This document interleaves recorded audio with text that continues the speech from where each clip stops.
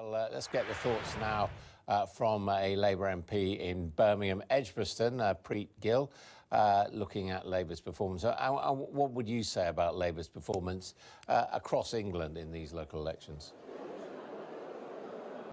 Well, it's clearly been a very mixed picture across the country. I think, we weren't looking to make a huge amount of gains. We've definitely built on the successes that we did in 2017. And it clearly, at the moment, it's very difficult to say, whilst there is no overall control in some of the sort of places like Derby, Nuneaton and Bedworth, it certainly feels that Labour's actually done quite well. It does seem where you are in Birmingham that Labour's struggling a bit. Is that correct? Well, we've declared 31 seats at the moment. 17 of those are Labour, 10 Conservative. It's looking, I think, Labour here will have a healthy majority.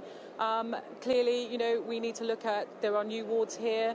We need to have a proper analysis and look at when all of the wards are announced as to what the clear picture really is.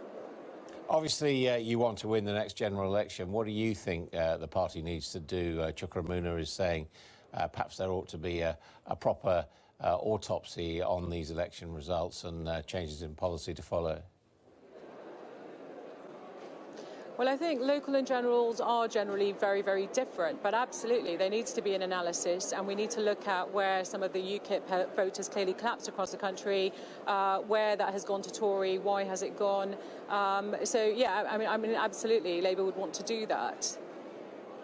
I mean, if you take UKIP votes, as you say, which have collapsed, they would appear to have gone to the Conservatives because the Conservatives are the more Eurosceptic party. Is there really anything on its principles that Labour can do about that?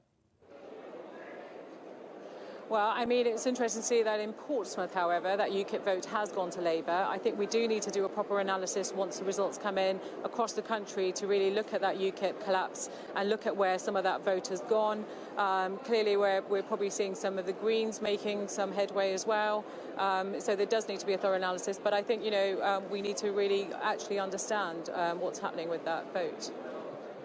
Conservatives are claiming that one of the problems that Labour had in not overhauling them was that Conservatives concentrated on bread and butter issues in local government, while Labour was perhaps in rather more sophisticated ideological disputes with itself, which didn't really connect to the voters. Do you think there's any truth in that?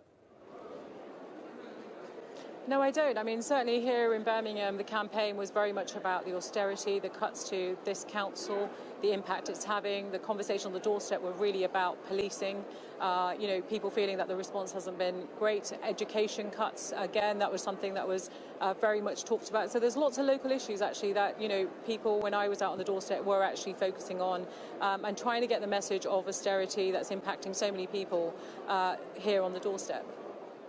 Thank you very much indeed for joining us from Birmingham.